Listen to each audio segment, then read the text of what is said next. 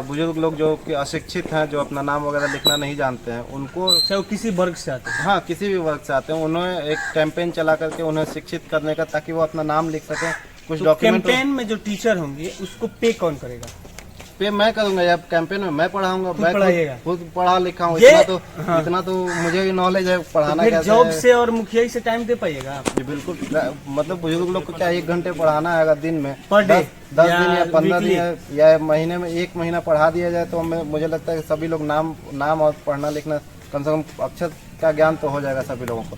2-3 चीज़ और मैं बता रहा हूँ। मेरे का बिगुल बज चुका है, बिगुल बज चुका है, तो सभी लोग चाहते हैं कि यंगस्टर आए, और यंगस्टर में खास बात यह है कि लोग पढ़े लिखे आ रहे हैं। यानी कि जो बूढ़े बुजुर्ग थे, हमारे गार्जियन थे, वो राजनीतिक से कहीं ना कहीं पंचायती चुनाव से संन्यास ले रहे हैं, और उनके जो यंग जनरेशन है, क्योंकि यंग जनरेशन को ही फेस करना है, क्योंकि इंटरनेट का जमाना है, सोशल मीडिया का जमाना है, और हर एक चीज को आप वॉच कर सकते हैं।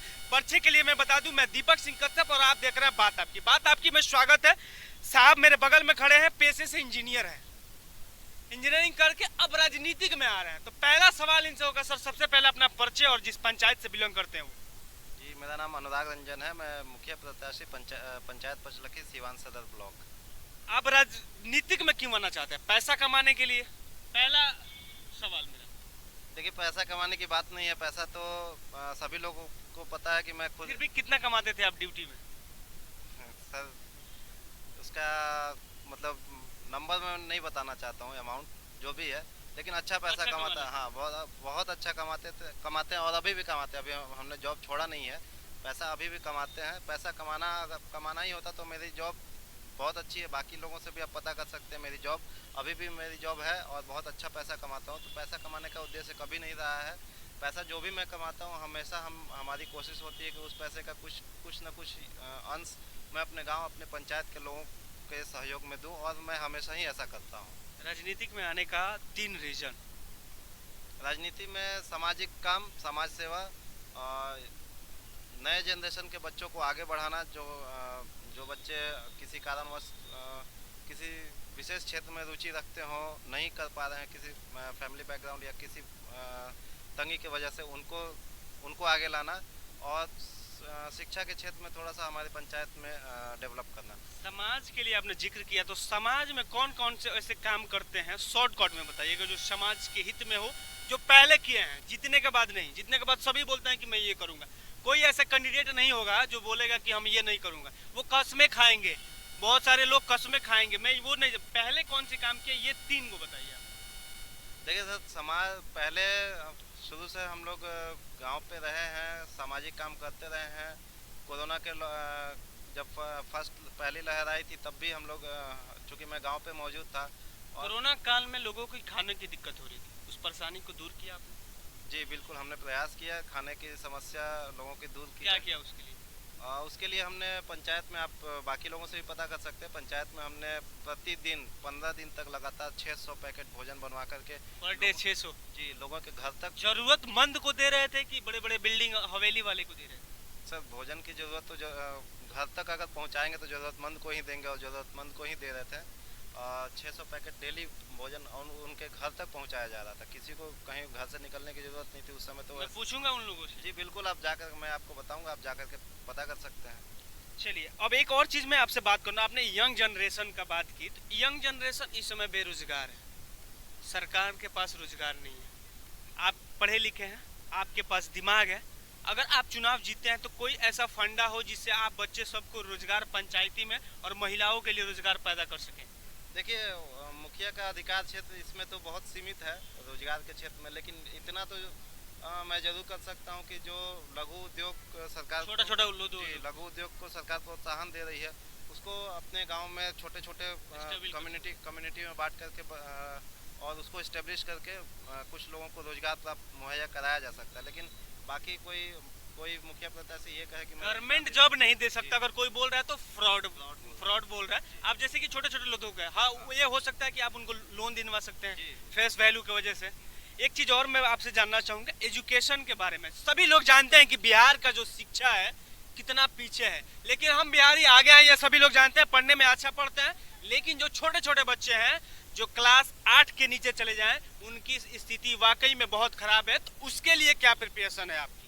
देखिए, बच्चे लोग हमारे यहाँ के होनहार जरूर हैं और ऐसी बात नहीं है। हाँ, शिक्षा की स्थिति थोड़ी सी खराब बुरी है, इसको मैं स्वीकार करता हूँ और बच्चों को मोटिवेट करने की ज़रूरत है कि आगे चल के केवल बच्चे को मोटिवेट नहीं करना है, समय से टीचर आ रहे हैं कि नहीं, समय से टीचर क्लास में जा रहे हैं कि नहीं, इसके बारे में क्या प्लान है आपका?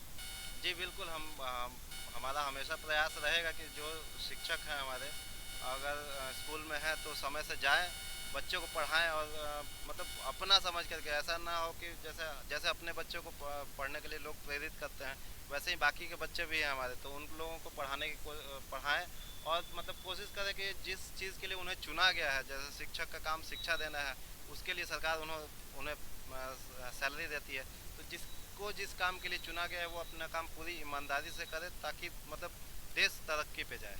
उसके लिए क्या प्रयास करेंगे? हम हमेशा प्रयास करेंगे कि कभी कभी आप पढ़े लिखे हैं तो कभी कभी स्कूल में जाकर वाच कर सकते हैं क्या पढ़ाई हो रही है। जैसे मैं एक स्कूल में गया, अभी आपके ही मार्केट में ही था, मैं पूछा कि आप किस क्लास में, आपके जगह का बात कर रहा हूँ, बच्चा बोला 8 में। मैंने बोला 8 कैसे लिखाएगा, उस बच्चे को नहीं आया। तो दोस्त उस बच्चे का नहीं, उसके गार्जियन का नहीं, यहाँ का टीचर का है जो उसको पढ़ा रहा है, जिसको 8 क्लास का बच्चा है उसको 8 लिखने नहीं आ रहा है। तो ये वाकई में शर्मिंदी बात है, हमारे लिए नहीं, उन टीचर के लिए मैं निलायत देता हूँ कि आपके जैसा टीचर बैठ के रोटी तोड़ रहा है, तो उनके लिए क्या प्लान होगा, क्या उनके लिए आप एक जहरीली पदार्थ पैदा होंगे कि नहीं? जी, मैं यही बात बोलूँगा कि जो भी शिक्षक हैं, ठीक है, अगर कहीं कोई कमी है तो उसको प्रयास किया जाएगा, उनको भी। आपको कमी नहीं दिखता है? जी, अगर आप बता रहे हैं सही होगा, प्रयास किया जाएगा, शिक्षक से भी बोला जाएगा। जहाँ तक मेरी ज़रूरत है, मैं भी पढ़ा लिखा हूँ, अगर बच्चे लोगों को कहीं मेरे से कोई मदद की ज़रूरत होगी, मेरे से कोई भी मदद की ज़रूरत होगी, मैं हमेशा सदैव, अगर किसी भी तरह से। कहाँ पढ़ते हैं आप? तो मिडिल स्कूल। किस क्लास में है? 7 क्लास में। हिंदी पढ़ रहे हैं? कोई कवि का नाम बताइए। कवि का नाम, लेखक का नाम, कोई कवि लेखक का नाम। माखन लाल चतुर्वेदी। चलिए, अच्छी बात है, बताया है। तो एक चीज और मैं आप ऐसा नहीं बोल सकते कि बच्चों में प्रतिभा नहीं है, बच्चे पढ़ते हैं। प्रतिभा है सर, उनको धरातल पे लाना है। इन्होंने थोड़ा बहुत हीट दिया है, सभी को पता है।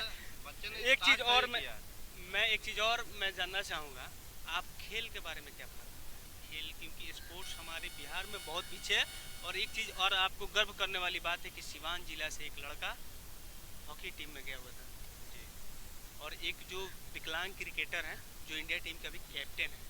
तो आपका क्षेत्र स्पोर्ट्स में बहुत आगे है, और हम उस धरती से हैं जहाँ से राजेंद्र बाबू जन्म लिया और पूरे वर्ल्ड में अपना परचम लहराई, और सिवान का नाम। तो खेल में आपका क्या प्लान? देखिए, खेल के लिए तो अभी हमने जो प्रतियोगिता कराया था उसमें दौड़ प्रतियोगिता भी रखा था, और उसमें जो दौड़ रखा था। आप प्रतियोगिता कराते हैं जी, और जारी रखिएगा इसको बिल्कुल। हर साल कैमरे के सामने। हाँ, हर साल इस दिसंबर या जनवरी के महीने में हर साल ये प्रतियोगिता होगी। उम्र क्या होती है बच्चे की, कैटेगरी क्या? देखिए, 1600 मीटर में तो बड़े बच्चे ही दौड़ेंगे, बाकी रिले रेस रखा था हम लोगों ने, बच्चों के दौड़ रखा था, उनके बच्चों की, लड़कों का अलग रेस था, लड़कियों का अलग रेस था, हर तरह का प्रतियोगिता था उसमें। क्विज कंपटीशन भी था। नेक्स्ट ईयर से हमारा प्लान उसमें एक कबड्डी प्रतियोगिता ऐड करने का है। तो ये सब चीज़ हम लोग एक्टिविटी करते रहते हैं और आगे भी जारी रहेगा। लड़कियों के लिए खेल के बारे में क्या? लड़की के लिए तो अभी हमने दौड़ प्रतियोगिता कराई थी, बाकी अगर लड़की लोग रुचि दिखाते हैं, बाकी कबड्डी वगैरह या जिस तरह के भी बैडमिंटन वगैरह में रुचि दिखाते हैं, अगर कोई बच्ची आके हमसे ये कहती है कि भैया आप प्रतियोगिता रखिएगा तो बच्चे एकदम आएंगे, ऑटोमेटिक आएंगे। पहले हमें भी जानना चाहिए कि बच्चे लोग का इंटरेस्ट किस में है, ज़्यादा इंटरेस्ट किस में है। कोई चलिए, एक मुख्य उपदेश ये होगा कि आपका कोई ऐसा एजेंडा जो विशेष रूप से फोकस कर रहे हो। देखिए, एक चीज़ तो है, बाकी यंग के लिए हमने बताया अपना प्लान। एक बुजुर्ग के लिए भी हमारी भविष्य में ऐसा प्लान करने की योजना है कि बुजुर्ग लोग जो कि अशिक्षित हैं, जो अपना नाम वगैरह लिखना नहीं जानते हैं, उनको, चाहे वो किसी वर्ग से आते हैं, हाँ, किसी भी वर्ग से आते हैं, उन्हें एक कैंपेन चला करके उन्हें शिक्षित करने का, ताकि वो अपना नाम लिख सकें। कुछ तो डॉक्यूमेंट कैंपेन में जो टीचर होंगे उसको पे कौन करेगा? पे मैं करूंगा या कैंपेन में मैं पढ़ाऊंगा, मैं पढ़ाइएगा। खुद पढ़ा लिखा हूँ, ये- इतना तो मुझे भी नॉलेज है पढ़ाना फिर कैसे जॉब है। से और मुखिया से टाइम दे पाइएगा आप? जी बिल्कुल, मतलब बुजुर्ग लोग को क्या 1 घंटे पढ़ाना है अगर दिन में, पर डे 10 या दिन या 15 वीकली? दिन या महीने में 1 महीना पढ़ा दिया जाए तो मुझे लगता है कि सभी लोग नाम और पढ़ना लिखना कम से कम अक्षर का ज्ञान तो हो जाएगा सभी लोगों को। 2-3 चीज़ और मैं बता रहा हूँ मेरी प्रायोरिटीज जो है, चूँकि मैं ये बोलूँगा कि जो भी मुखिया का काम है पंचायत लेवल से, वो तो सभी लोग, चाहे मैं जीतूँ या बाकी लोग कोई भी जीत के यहाँ सभी लोग वो काम कराएंगे, वो तो सबका दायित्व तो बनेगा। 2-3 चीज़ मेरी प्रायोरिटीज अलग से हैं। एक तो हमारे यहाँ पुलिस स्टेशन है जो कि अभी हम लोग सिवान सदर, हाँ सिवान सदर जो है हमारे बाजू में 10 किलोमीटर में, और हमारे पंचायत के एंड तक उसका सीमा आता है। लेकिन हमारा जो पंचायत है वो नौतन थाना क्षेत्र में पड़ता है, जो कि बहुत दूर है, 25 किलोमीटर तकरीबन है यहाँ से, और जाने का रास्ता भी बहुत सही नहीं है। ठीक-ठाक तो नहीं है। हाँ, किसी को अगर अर्जेंट में जाना पड़े थाना पे तो उसको बहुत समस्या हो सकती है। किसी के घर में कोई साधन नहीं होगा या कुछ भी नहीं है, सिवान जाने के लिए आप यहाँ से ऑटो पकड़ेंगे सिवान चले जाएंगे, नौतन जाने के लिए आपको कोई साधन नहीं मिलेगा, आपको पर्सनल गाड़ी करके ही जाना पड़ेगा। तो एक प्रायोरिटी वो है कि उसके लिए आवाज़ उठाना। दूसरी एक चीज़ है कि हमारे यहाँ हमारा जो ब्लॉक है सिवान सदर पड़ता है, लेकिन हमारा जो अंचल है, जो ज़मीन संबंधित जो भी काम होता है वो अंचल हमारा मैरवा में है।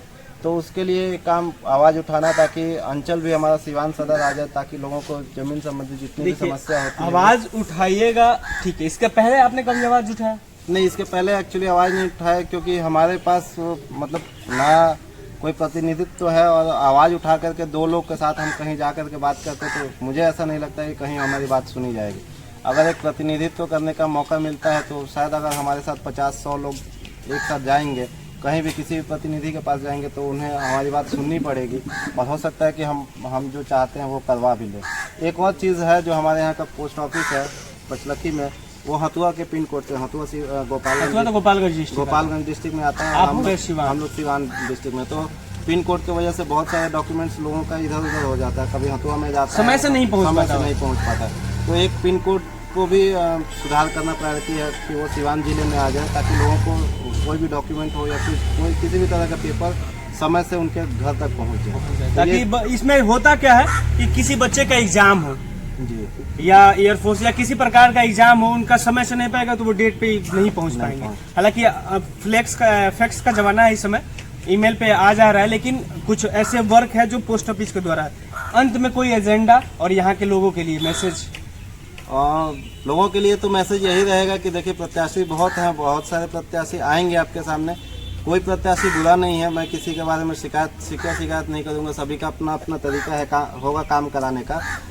सभी लोग जीतेंगे तो काम कराएंगे, तरीका अपना अलग अलग हो सकता है, लेकिन आप सभी लोगों को देखें, सभी लोगों को सुने, उसके बाद ये निर्णय करें कि आप अगला 5 साल अपना भविष्य किसके हाथों में देने जा रहे हैं।